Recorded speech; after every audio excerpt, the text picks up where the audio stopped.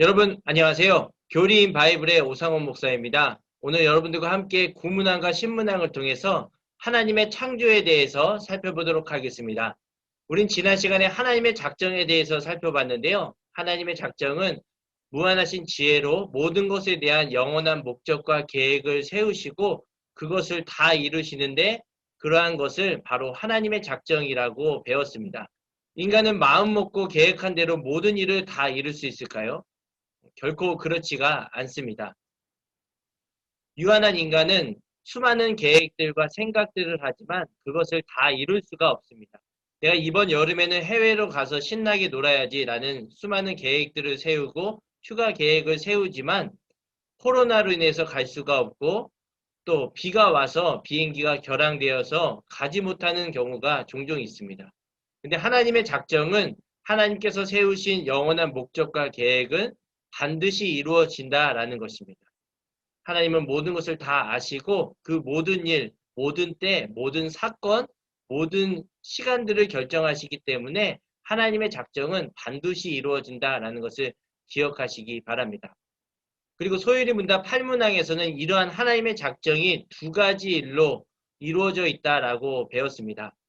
하나님께서 그 작정을 이루시는 것은 첫 번째는 창조와 또 두 번째는 섭리하시는 일로 그러한 작정을 이루고 계신다라고 우리가 배웠습니다. 오늘은 소율이 문답 9문항과 10문항을 통해서 하나님의 창조에 대해서 살펴보겠습니다. 먼저 9문항에서 보시면 하나님께서 창조한 일은 무엇입니까? 하나님께서 창조하시는 일은 엿새 동안에 아무것도 없는 중에서 그분의 능력 있는 말씀으로 만물을 지으신 것인데 하나님이 보시기에 모든 것이 좋았습니다. 라고 대답하고 있습니다. 우리 성도님들 많이 흔히 잘 아는 구절입니다. 창세기 1장 1절에 빈칸에 들어갈 말이 무엇이죠? 태초에 하나님이 천지를 창조하시니라 라고 합니다. 이 창세기 1장은 성경으로 들어가는 문과 같습니다. 우리는 창세기 1장 1절을 믿음으로 성경 안에 하나님의 영원한 계획과 목적이 무엇인지를 깨달을 수가 있는 거죠. 이 창세기 1장을 통해서 우리가 성경을 보고 그 안에 하나님이 이런 분이셨구나. 하나님이 예수님을 보내신 이유가 이런 이유 때문이구나 라는 것을 우리가 알고 들어갈 수가 있는 것입니다. 다음으로는 하나님의 창조의 특징에 대해서 살펴보겠습니다. 첫 번째 하나님의 창조의 특징은 무에서 유를 창조하시고 또 무질서한 상태에서 질서를 바로잡아 주시는 창조다라는 것이 첫 번째 특징입니다.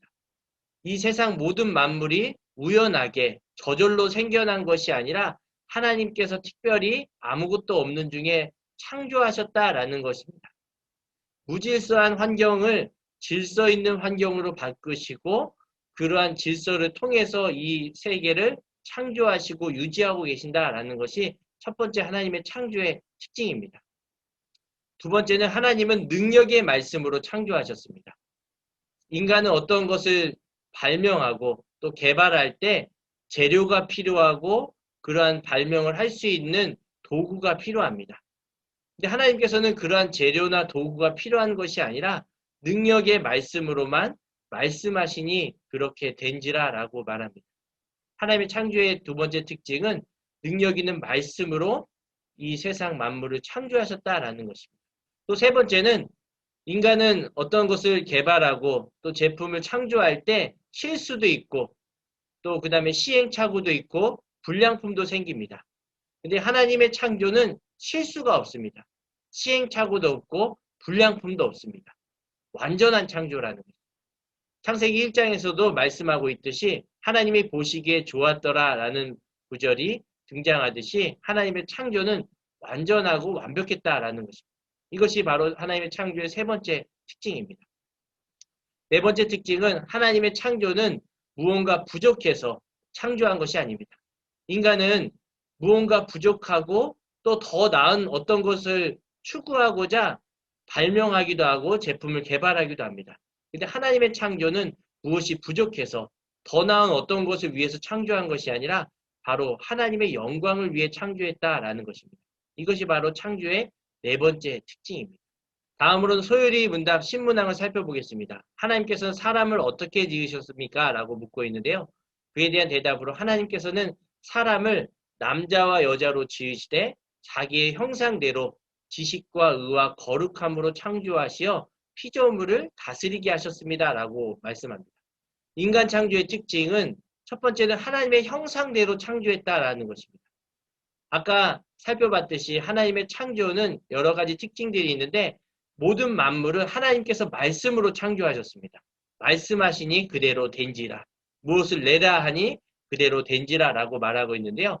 인간은 특별히 말씀으로 창조한 것이 아니라 하나님께서, 삼위일체 하나님께서 우리가 우리의 형상대로 흙으로 빚어서 하나님의 형상대로 사람을 창조한 것이죠. 두 번째 인간의 특징은 하나님의 형상, 곧 지식과 의와 거룩함으로 창조되었다는 것이 두 번째 인간의 특징입니다. 하나님을 아는 지식이 있었고 사물에 대한 지식이 있어서 사물의 이름을 지어줄 수 있는 존재였습니다. 또 의로, 정의로 와서 이런 피조물을 다스릴 때 어떤 억압을 하고 착취하는 것이 아니라 하나님의 올바른 의를 통해서 다스릴 수 있는 능력을 가졌습니다.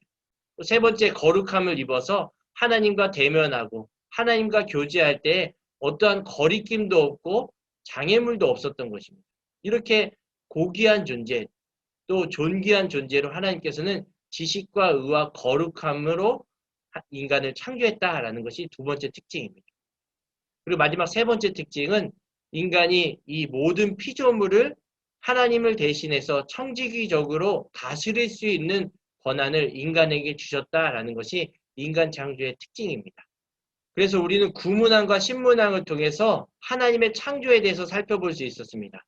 하나님의 창조의 네 가지 특징, 아무것도 없는 중에 창조하셨다. 무질서한 상태에서 질서 있게 질서를 바로잡으시고 창조하셨다. 또 그리고 능력의 말씀으로 창조하셨다. 그리고 완전한 창조를 이루셨다. 그리고 하나님의 영광을 위해서 창조하셨다. 이 네 가지 특징이 있고요. 또 인간 창조의 세 가지 특징, 하나님의 형상대로 인간을 창조하였다. 그리고 지식과 의와 거룩함으로 인간을 창조하셨다.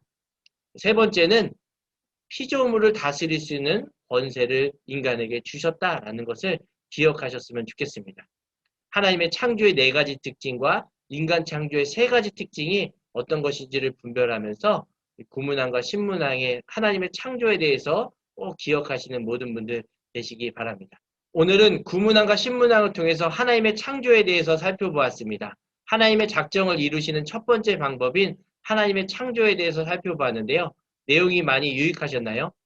많이 유익하셨으면 구독과 좋아요를 눌러주시고 다음 시간에는 소요리 11문항을 통해서 하나님의 섭리에 대해서 살펴보도록 하겠습니다. 그때까지 건강히 안녕히 계세요.